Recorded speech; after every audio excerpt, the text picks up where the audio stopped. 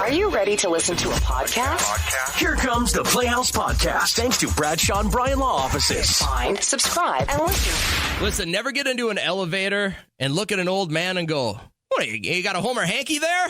We'll tell you why coming up towards the end of the podcast. Here we go. Can you help me? Can you help me? Can you help me? Everybody! I just talked to Mandy a couple of seconds ago. She got a little situation at work. So we hired this, this receptionist, and she's 23. And honestly, what she wears to the office is kind of making me feel uncomfortable. So we got belly button, we got cleavage. We have clients noticing, which right there, go to the boss and say, my client, my high-end client just made mention, I don't want us to be known for that. So What if the rest of the clients really like it, though? It doesn't matter. Kayla, first thoughts when you heard this, other people's problems, what would you do if this was you? So I would be pretty generic about it. I would bring it up to my supervisor to then just talk about the dress code in the building in general. So then everyone's just reminded of what you're supposed to wear. And then after that, if she continues, I would probably approach her, to be honest. I really would. Because I feel give her the benefit of the doubt then. I think it's a respect thing to go to your coworker before having to talk to your supervisor. I mean, that's the kind of respect that I would want instead of having to go to the higher up. But not everyone does confrontation. Mm-hmm. I just feel that's what I'm most comfortable with. But again, be generic. Yeah. Reach out to your supervisor to tell everybody the dress code. Kat's got this Cheshire cat You know what I'm smile gonna on talk right about. now. What are you going to talk about? You don't know what I would bring up with this? What would you bring up? Back when I had a kick and bod and I was told to put it away, you had to tell me. I was told by the president of our company so let me to tell explain her this to outfit. put some more clothes on. So I had the hottest outfit. I wore it to Buffalo Wild Wings. Right, because who doesn't want to get sexy at B-dubs? I don't know why it was an issue, but it was a spaghetti strap, Abercrombie. It looked kind of like a Teddy tank top. It was so cute. I had ripped jeans, great boobs. This is before breastfeeding.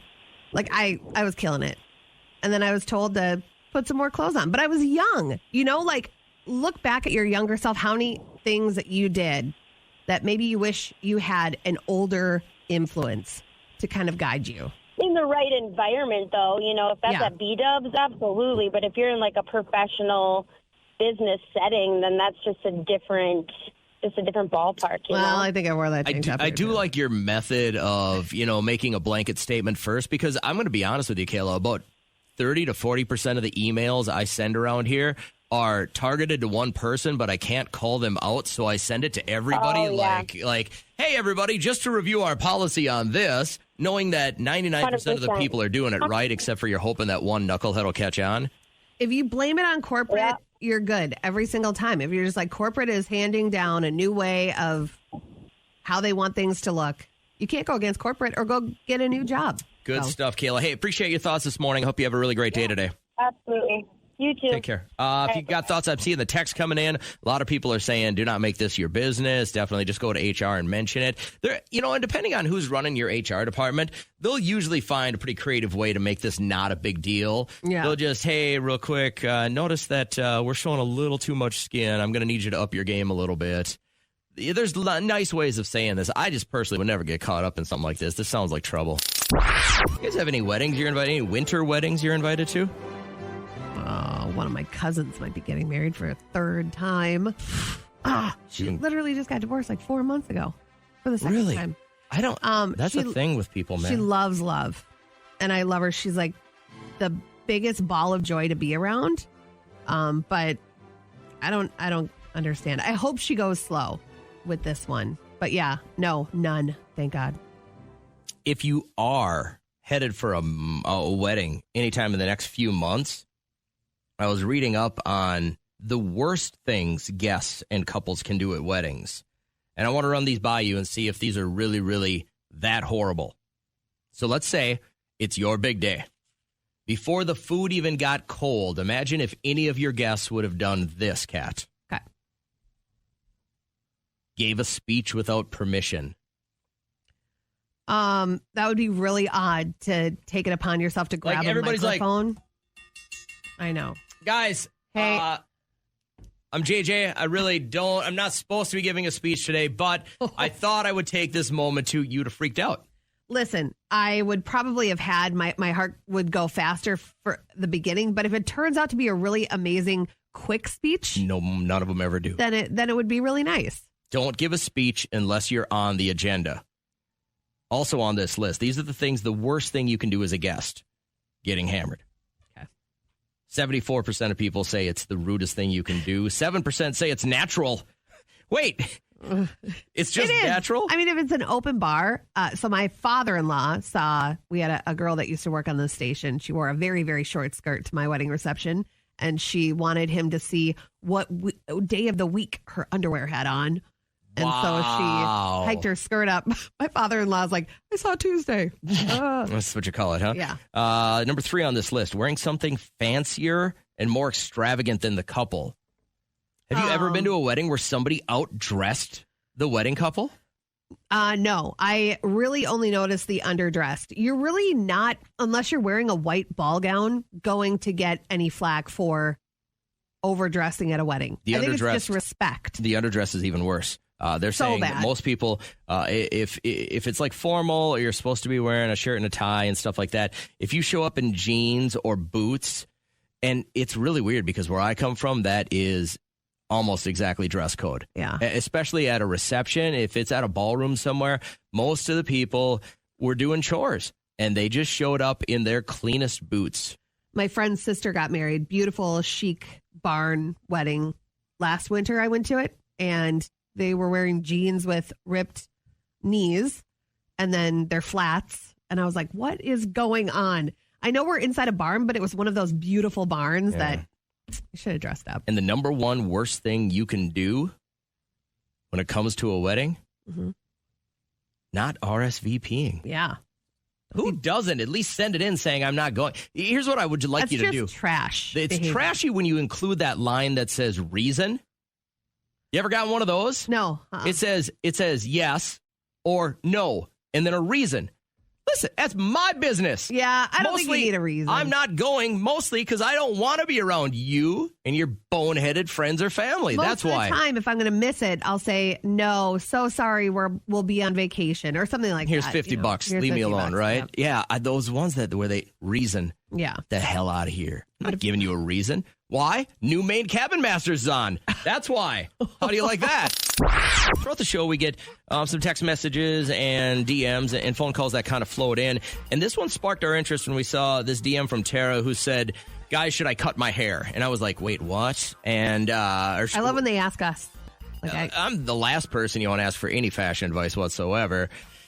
Kat, probably a little bit more mainstream on it. And we started digging in a little bit more as to, why this is a problem. This is something that, and we said, we just get you on the radio and you can tell everybody about this. So break it down. We know it has to do with your husband, right? So I feel like, a lot of girls around this time, they tend to switch up their hair. And, do you need, to let your partner know before you do that? Because I have long hair, and I've always had long hair, and my husband loves my long hair. Yeah. But I recently cut my hair to, a short bob, and he kind of looks at me differently, I feel like, now. Really? Well, there's probably some adjustment period here. As a guy, I can tell you that, my wife will usually get the same hairstyle, but when she does switch it up a little bit, there's a little bit you're used to something. It's like if you came home and somebody repainted your living room, it takes a second. You look at it 2 or 3 times. It's not that you don't love it. It's just that you just have to get acclimated. Derek shaved his beard one time,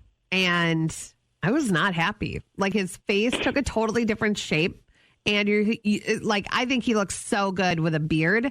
And so to have him do that, and he didn't even tell me, he just did it on his own in the morning, and I was like, hey, you. Listen, I hate to take this angle, but this is the harsh reality of it. He's not going to care when the lights go out. So that's all you really have to worry about. But also, he's got to walk around with you. I always run the hairstyles. I'll give Derek a choice of 4. And I'm like, which one would look best on me?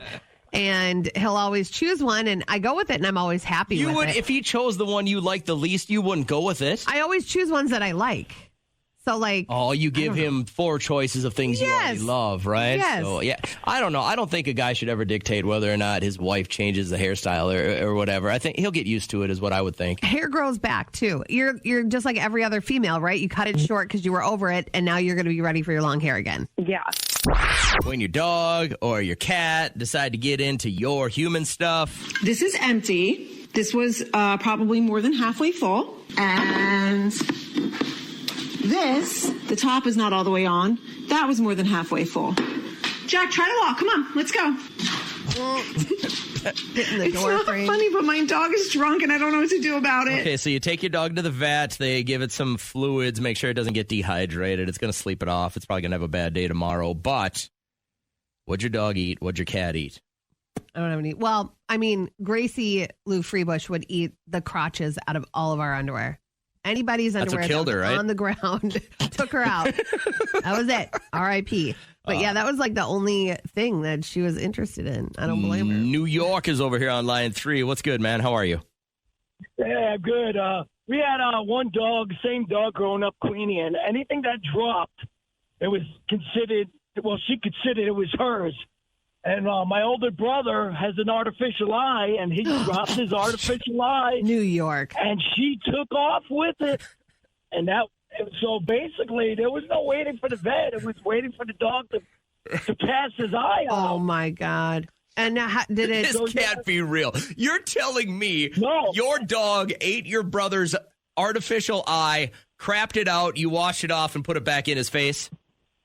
Paul has lost his eye in the craziest places. He went to work and sneezed and rolled behind a toilet at his work. Oh, my God. And there was a guy reading the Wall Street Journal, and he was waiting for the guy to finish his business. Maybe he needs a bigger eye. Behind the toilet. Why is his eye always falling out? He was always losing. Well, he'd smoke a lot of weed, so he'd relax the muscles, and it'd drop out of his head. But he was losing his eye on a regular. Well, he wouldn't just, brush it off or pop it back in. He'd naturally disinfect it and clean it, of course. Has he ever lost one completely? How much does an eyeball run? How much is an eye? Well, the one he got was $1,500, but that's the not insurance bad. company reimbursed him. Of course. But that was 20 years ago. Yeah. Now they're probably, a little more advanced. I'd get something different, like a red dot in it or something. All right. New York, I knew we were going to get one of these stories. Thank you, sir. Always a pleasure to have you. By the way, we got the name of the podcast already this morning. It's only 7:17. Why was his eye always falling out will be the name of our podcast. I appreciate you, man. Thank you so much. Hey, good morning. How are you? Hello? Good morning. Hey, good morning. What's your name? Hello. Holly. Hi, Holly. What'd the dog or cat eat? My dog ate my husband's keys. His teeth? His keys to his car. Oh, and it's one of those computer chip keys where it's like $700 for a replacement. Yeah. Well, what about the battery inside? I would be worried about the battery eating away at my dog's stomach. Oh, yeah. No, the dog pooped it out, and that's because I always yell at my husband, you need to put more on your key ring other than just the key. Yeah. Do you give the dog a bunch of, Miralax or something to get it moving faster, or do you just let nature take its course? Oh, we just let nature take the course. It's our St. Bernard, and she poops, pretty regularly. Oh, man. So you wait it out, and then you wash it off, and he's using that key today to go to work. Oh, yeah. He doesn't have a choice because we're not paying $700 for a new key. Has he upgraded his keychain to something a little bit bigger and less digestible now?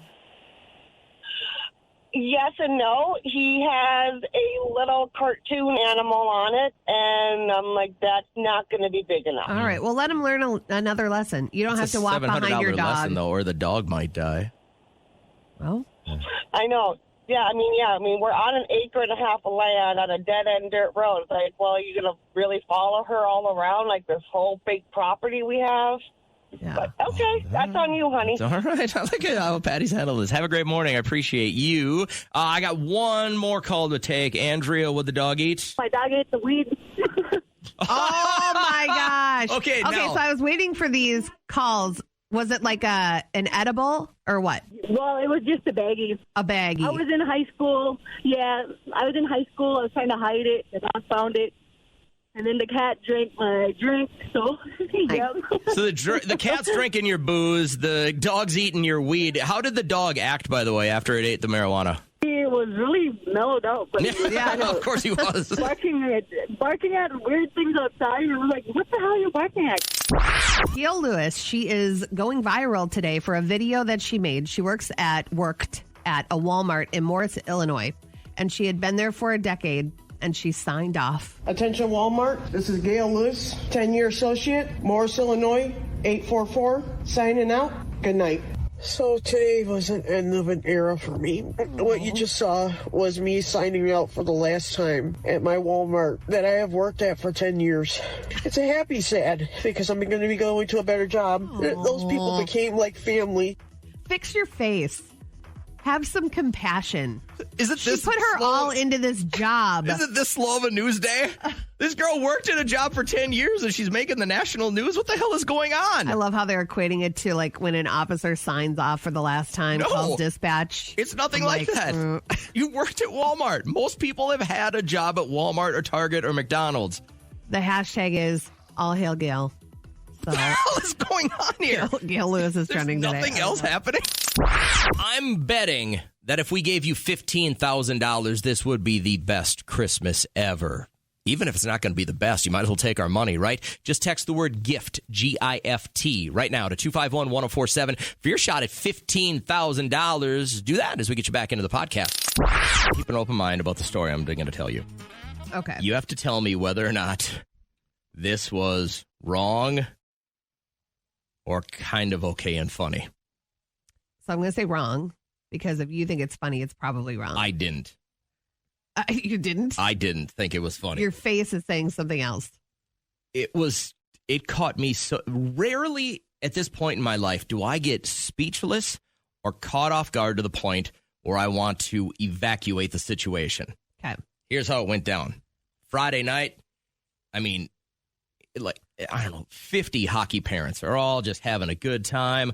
We're playing blackjack at the casino. We're at the bar. We're just laughing. It was really just a fun time.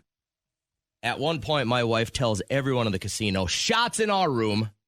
She announces our room to everybody. I'm like, what are you doing, Trisha, right? So we get on the elevator. There are, 10 of us and these two elderly people who were clearly just being at the casino, having a good time. By the way, it's like 2:00 in the morning. Okay. So I was like, what are these old people doing up? Anyways, they get in the elevator. They're crammed in with all of us. We're loud. We're just letting loose, having fun. And my friend Brad looks at this 80-year-old man, and around this guy's neck was a Homer hanky. Oh, cute. All right. He goes, what do you got there, a Homer hanky? Oh, my God. Somebody equally as rude as you.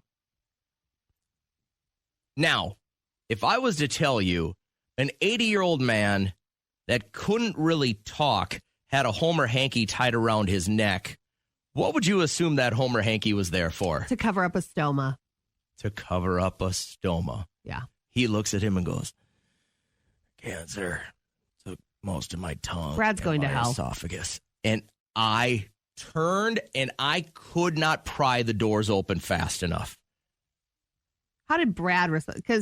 Because that's totally a Brad thing to do. Here's how he responds. He goes, what, 87 or 91? Wow. You have met your match, sir. You have met your match. You have said and done things that made that left people speechless. This guy is now beating you in all those scenarios. What, you got a Homer hanky there? Oh, my God. And it was clearly covering up the hole in this man's throat. Wow. I bet that guy, though, has a pretty good sense of humor. I bet he wanted to make Brad feel as uncomfortable as possible. That was the follow-up question. When I thought about this a little deeper, do you think the guy's wearing a Homer hanky because he wants people to notice or that he's got a good sense of humor about it? He took a Homer hanky and wrapped it around his exposed windpipe. Yeah. To avoid any pathogens to enter. I'm sure Wow, Brad. Can we call Brad? We should call Brad and say, I don't want to talk about this anymore after today. Today it gets buried. What were you thinking? You know, you just don't know what walk of life people are dealing with. Maybe it's a pretty new stoma, and he's still getting used to it. I don't know. He was out there. It was 2 a.m. He was at the casino. He was then giving good her. for him. Yeah, that's what I was thinking, too. Good for him. It was a weird moment. I couldn't turn to get out of that elevator fast enough. Bingo! How fun! Last week, someone lost an eye at bingo. Bingo! Bingo what bingo? Bingo! Bingo! All right, this is Listener Bingo, and here's how it works. I put all the phones on hold. You get to be the star of this bit. Don't start calling until you hear me say call now, but the first person through gets to tell us their story, grab some goodies, but you've got to be very specific with what you are or the quality you encompass. So, for instance, maybe you're somebody listening who has ever been stopped for something that you forgot was in your luggage. The TSA has recovered a knife that was hidden inside a loaf of keto bread at SeaTac on Wednesday. And, you know, a lot of people are traveling with their food, and you know it's an old lady that's like, well, I'm going to bring my own cutlery and I'm just going to put it on in here. Another sort of shocking thing is that over 90% of firearms that are brought to the checkpoint in carry-on luggage are loaded, and the vast majority of those have one in the chamber ready to go. Well, how long did you travel with a knife in your bag? Yeah, I know. 2 countries and then 7 other airports. I just can't believe it. 7 TSA screenings. Yes. With a knife in your bag and nobody said a thing. We have the best travel backpack to bring aboard a plane. It fits everything that we need. And we took it everywhere on every single trip. And then finally, we were coming back from Mexico and they said, no, come over here.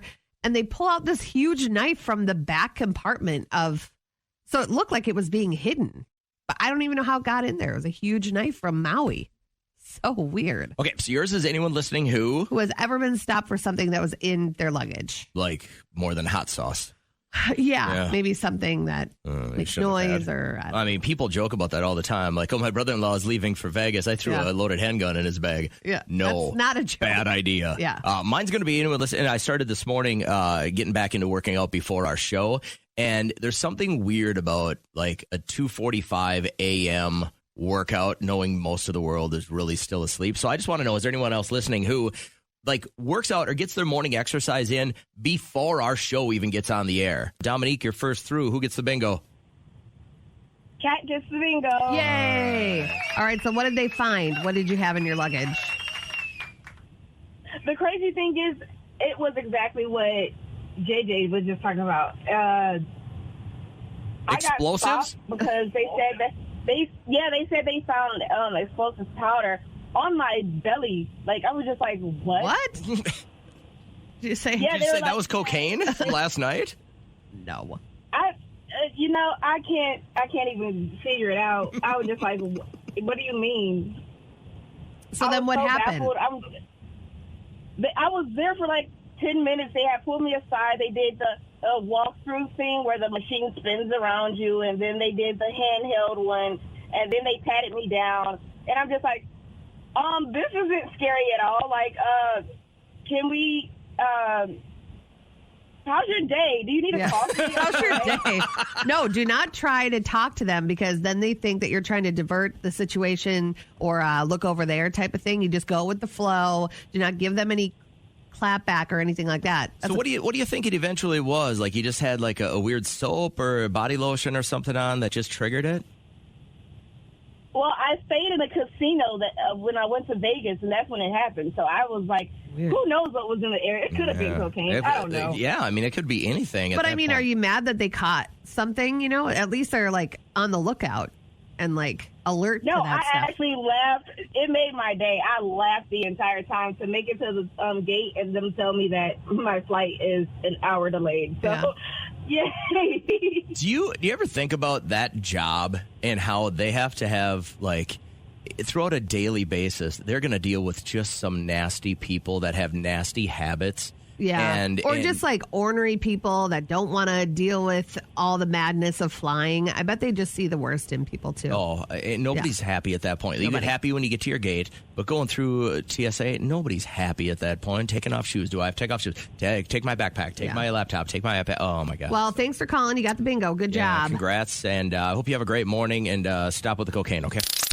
What's the train rule? So as a female, the train rule is that you stop not up by the arms that come down. You stop back a little bit further where you would have an option of going left or right if you had to, like if you were going to get carjacked or something. So one of our coworkers drives this massive blue truck with a pot leaf in the back of it, okay? And he drives like the Hills Have Eyes when the bad guys come down and get the family on the bumper. That's what he drives like. He's crazy. Okay.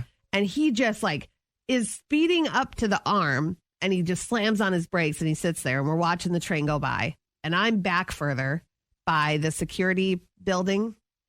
And so I've always been taught, lock your doors. I have never once heard that. I don't anticipate I would because I'm a guy, but I I've got a daughter that I try and teach to, be safe. I have never once heard the rule. So you pull up just far enough that if somebody was to try and get in your car, you could peel out to the left or the right. To the right. I have two options. I have a parking lot over here and then a parking lot over here. So I'm good to go either way. I've always been back a little ways because I've seen rocks get kicked up by trains, and I never wanted one of those to go through the windshield or ding up my ride. There's another good reason. I've never thought about if somebody was going to try and jack you. Yeah, Elise knew what I was talking about when she texted. So it's just another thing that you got to think about. It's like when you're on a long stretch of country road and the cherries go on, and then you can call non-emergency and say, hey, I don't feel comfortable pulling over right now. I will go a normal speed until I get to a gas station or somewhere safe,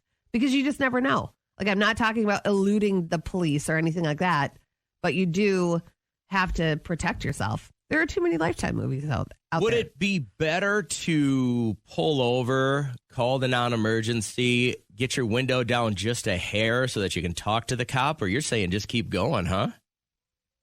I've been told that's fine. Oof. I would think that would really make an officer angry if you just kept going at a low rate of speed, talking on your phone while you're not supposed to be. Yeah. I think if you're doing it, hands-free, and you call non-emergency and you How do you find out what non-emergency? You're the only one that has non-emergency memorized. Well, you just Google it real quick. Well, with your hands while you're driving? Well, you'll get a ticket for that, but at least you don't have a chloroform rag on your face. You never know. If somebody's going to buy stuff off Amazon, all they have to do is buy a few of those lights and then trail you. If you're in law enforcement and you can call or text, I would like to know what we should do at that point. Would you get angry if a female took the necessary precautions and called non-emergency just to make sure that you knew we're going to get to a gas station? Like you're saying, you're in the middle of the country, you accidentally roll a stop sign, county sheriff sees you, they start following you, the lights go on, you're going to keep driving as you call non-emergency and you Google it while you're driving? You're probably going to have an angry feeling as an officer, but channel your daughter. Channel your 18-year-old daughter that is driving home to college, and she goes to college in the middle of nowhere, and maybe she's got a little lead foot. And that you never know. There are so many weird imposter people out there that could wreck your life. Take your kid. You never know. If you're in law enforcement or know somebody that is and they want to text or call, we'll keep you anonymous. I don't want to put you on the spot, but I would think that pulling over would be the way to go, and then cracking your window. I'm not telling people to do that. I'm just saying that's probably what I would do. Really? The Playhouse Podcast is made possible thanks to Bradshaw and Bryan Law Offices. Catch the live show weekdays from 5:30 to 9 on 104.7 KCLD. Now, share this with a friend.